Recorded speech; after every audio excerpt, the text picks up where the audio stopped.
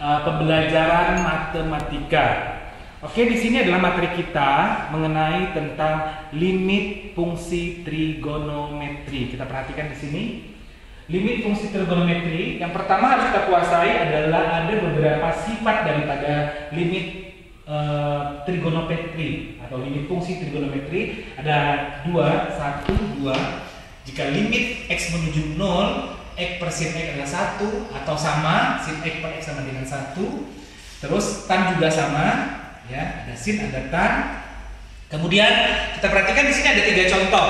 Yang pertama adalah 1, limit x menuju pi per 3 sin 2x per cos.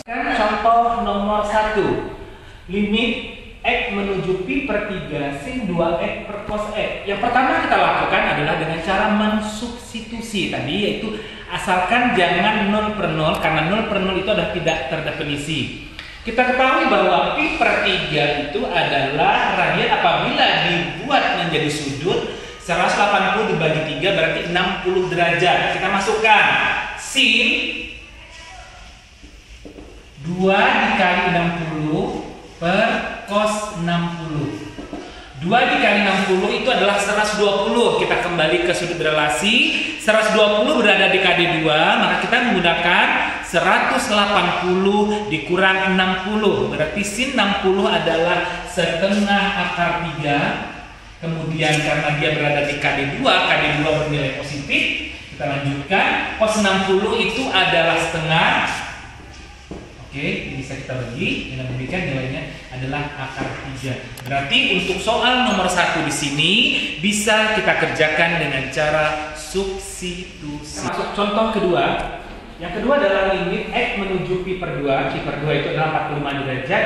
1 dikurang sin x per cos 2x. Itu adalah dengan cara mensubstitusikan. Kita masukkan di sini adalah 1 dikurang pi per 2 adalah 45, berarti sin 45 itu adalah setengah akar 2 per masuk pi per 2 adalah 45, cos 45 adalah setengah akar 2, kemudian kita kuadratkan. Nah, cos kuadrat x berarti 1 dikurang setengah akar 2 nggak bisa dikeluarkan, kita 1 dikurang setengah akar 2, setengah kita kuadratkan 1 per 4, kemudian akar 2 kita kuadratkan 2, berarti 1 per 4 dikali 2, 1 dikurang setengah akar 2, seperempat kita kalikan kedua dan 2 per 4 atau setengah.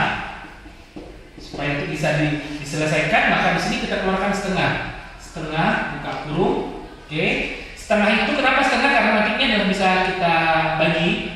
Oke. Setengah ini supaya menjadi 1 kita kalikan dengan 2 dikurang setengah, supaya menjadi setengah akar 2 kita kalikan dengan akar 2.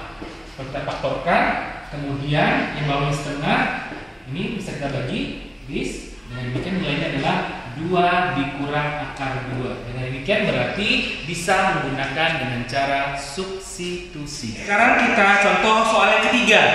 Soal yang ketiga di sini adalah limit x menuju 0 dengan 1 dikurang cos x per x sin x. Kita substitusikan dulu bahwa x-nya 0 berarti 1 dikurang cos 0. Cos 0 itu adalah 1, berarti 1 dikurang 1 hasilnya adalah 0 per ini adalah 0.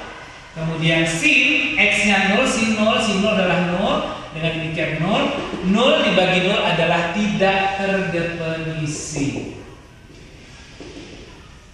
Oke, berarti dengan demikian tadi seperti konsepnya tidak bisa kita selesaikan dengan cara substitusi. Kurang cos x ini kita kembali lagi ke rumus sudut rangka. Kita ingatkan kembali rumus sudut rangka. Yang pertama adalah sin 2x. Sin 2x itu sudut rangkapnya adalah 2 sin x cos x. Kemudian cos 2x. Cos 2x itu ada 3 rumus. Yang pertama adalah cos kuadrat x dikurang sin kuadrat x, kemudian 1 dikurang 2 sin kuadrat x, kemudian 2 cos kuadrat x dikurang 1. Kita lanjutkan. Berarti di sini adalah, kalau di sini 2, berarti sini adalah separuh harga. Jadi 2 separuh harga, sementara sini adalah cos x, maka kita ambil dia menjadi kita pindahkan ini ke sini. Kita pindahkan ini ke sini. Berarti ini pindah ke sini menjadi 2 sin kuadrat X sama dengan 1 dikurang cos 2X. Sementara di sini adalah cos X, 1 dikurang cos X, berarti kita rubah 1 dikurang cos, yang tadinya 2X kita ganti menjadi cos X. Karena di sini 2, sini 1, maka kalau sini 1, maka di sini menjadi setengah, menjadi 2 sin kuadrat setengah X. Oke, kita lanjutkan. Setelah itu kita substitusi atau kita masukkan menjadi 2 sin kuadrat setengah X per X sin X.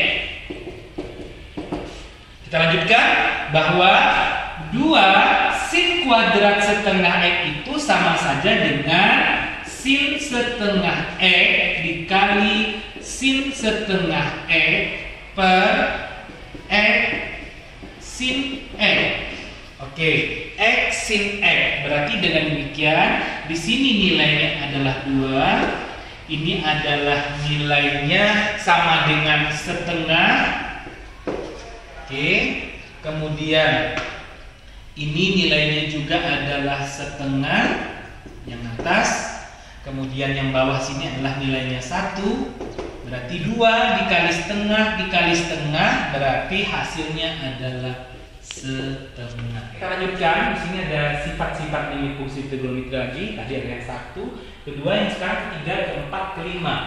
Kalau tadi dia koefisien adalah 1, di sini koefisiennya A, koefisiennya B. Limit X menuju 0 sin AX per BX sama saja dengan limit X menuju 0 AX per sin BX, maka bisa kita ambil sini adalah karena sama, hasilnya A per B. Untuk tan juga sama. Apabila dia sin juga, maka dia hasilnya adalah A per B.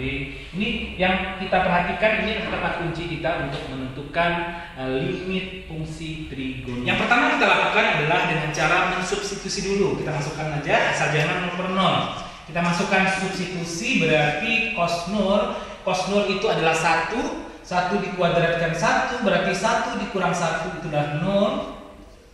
Itu adalah 0, 0 dikali berapapun tetap 0. Berarti ini juga sama. Berarti tidak terdefinisi, berarti nggak bisa. Kita lanjutkan di sini. X-nya 0, 2 dikali 0, 0, tan 2, 0, tan 0 adalah 0. Kemudian 6 dikali 0, 0, 0 per 0 di sini adalah juga sama. Ya, tidak terdefinisi. Berikutnya juga sama, cos 0. Cos 0 adalah 1. Berarti 1 dikurang 3 dikali 0, cos 0 adalah 1 lagi per X-nya kita ganti dengan 0, 0 dikurang cos kuadrat X, X-nya kita ganti dengan 0, berarti cos 0 adalah 1 dikuadratkan juga 1, berarti 0 per 0 sama dengan juga tidak terdefinisi. Dengan demikian berarti 1, 2, 3 ini tidak bisa dikerjakan dengan cara contoh soal yang kedua. Di sini adalah limit X menuju 0 tan 2X per 6X. Tadi sudah kita substitusi hasilnya 0 per 0.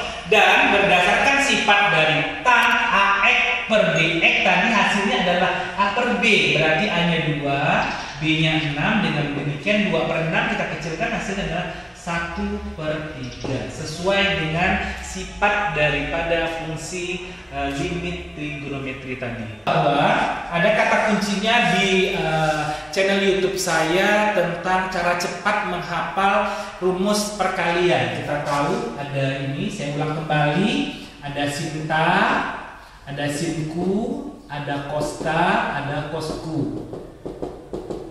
Oke, di channel saya sebelumnya, sinta itu adalah bersin-bersin di tempat kos. Sinku adalah kos-kosan sambil jual bensin. Kosta adalah kos-kosan berarti ongkos. Dan kosku adalah si bensin ikut-ikutan jual bensin. Apabila penjumlahan dan pengurangan, maka di depannya semuanya kita kalikan dengan 2. Apabila dia perkalian, maka di sini depannya kita kalikan dengan setengah. Kita tahu di sini apa? Di sini adalah pengurangan. Pengurangan berarti yang kita pakai adalah ini. Berarti kita uraikan dulu rumusnya. Kos dikurang kosku berarti si bensin berarti min, depannya apa? 2. Min 2 sin setengah alfa plus beta, sin lagi setengah alfa A kurang B, alfa beta sama. Oke, dengan demikian berarti kita masuk limit X menuju 0. Cos X dikurang cos 3X adalah cos dikurang atau cos min 2 sin setengah A tambah B. X tambah 3X berarti adalah 4X.